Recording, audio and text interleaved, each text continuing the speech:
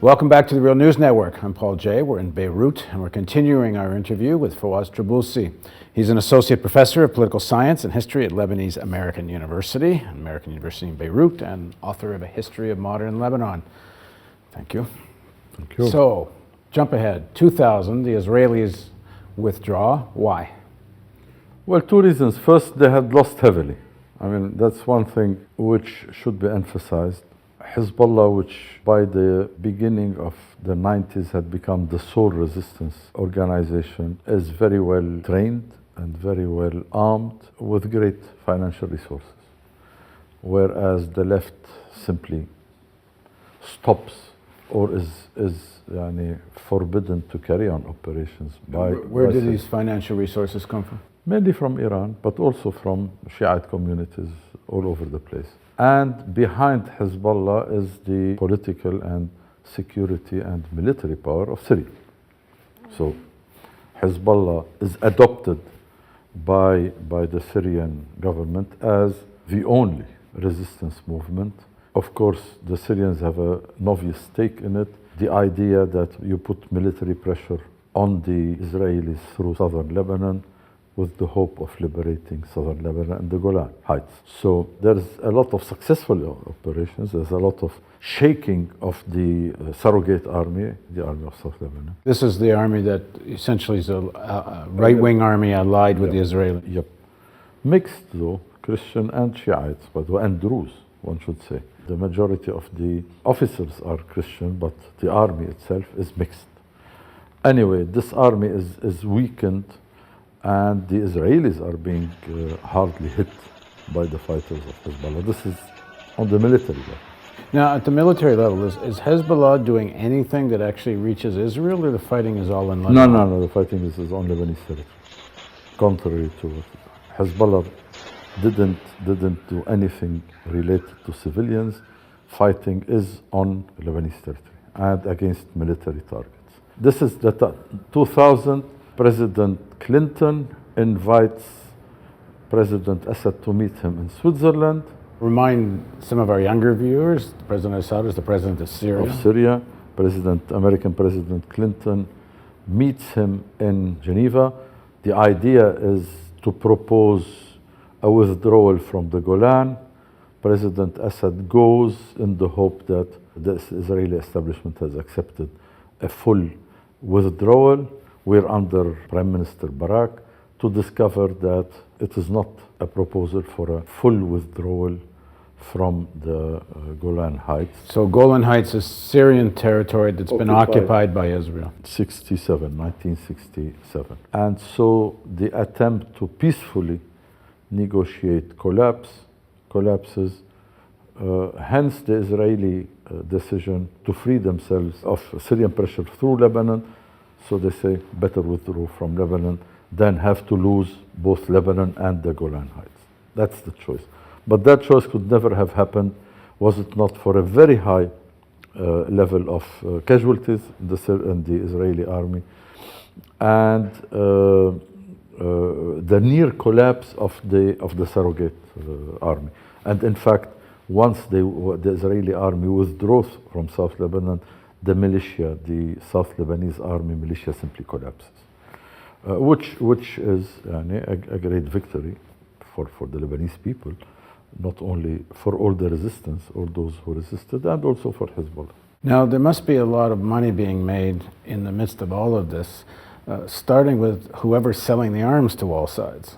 The whole history of the Lebanese war from 75 onwards is a whole enterprise of arms sale. Now, at the beginning, the role of private arms sale was important. But with the development of the war, states intervene. And so there is always a surplus arm. There is always surplus arms in the hands of the Lebanese militias. So a lot of money is being made by intermediaries between states and the militias. And as happens in so many places, so much of the drug money winds up as arms purchase money. So this flow of drug money to arms sellers.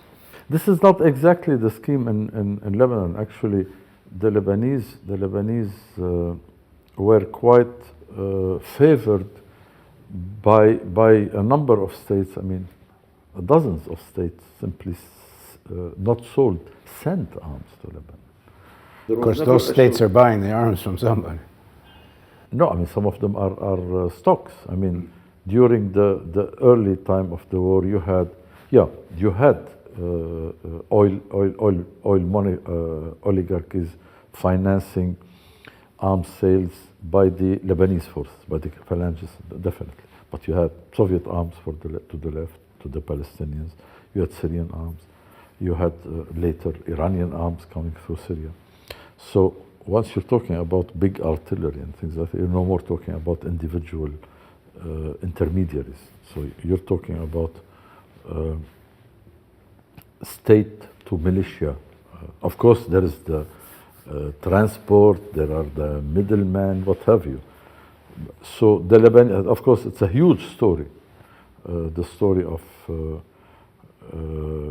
arms sales. But more importantly, actually, the warlords made a lot of money of getting free armament from states and selling them.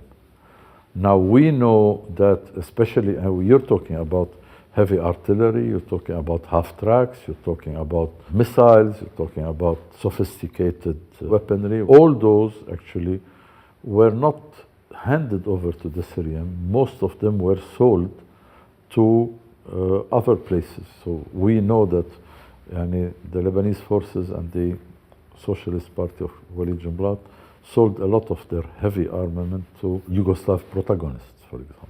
A lot of money, of course, was made by the warlords, by their very immediate collaborators in selling arms which they had not even bought, which came free, not to speak of ammunition, etc. Yeah, definitely. So the Israelis withdraw in 2000. Then we enter a new period, so talk about this.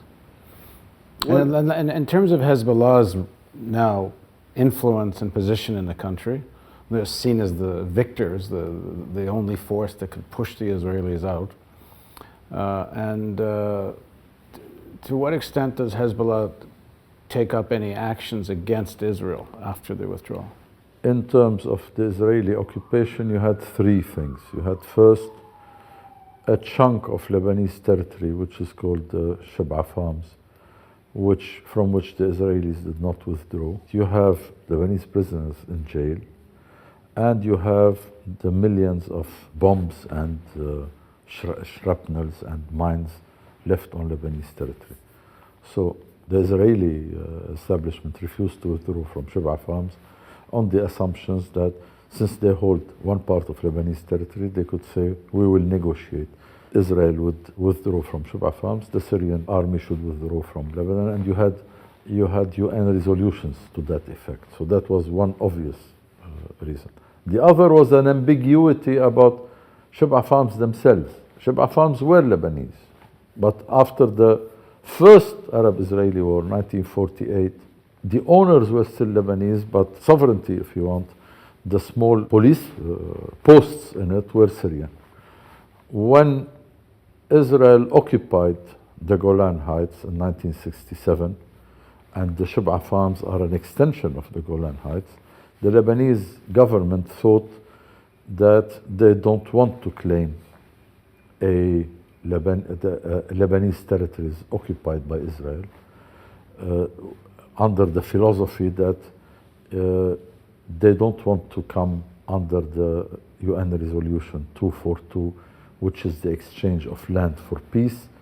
They thought, the Lebanese rulers of that time, that they are safe within the boundaries of the armistice agreement of 1949. We don't need to sign a peace treaty, we don't claim land.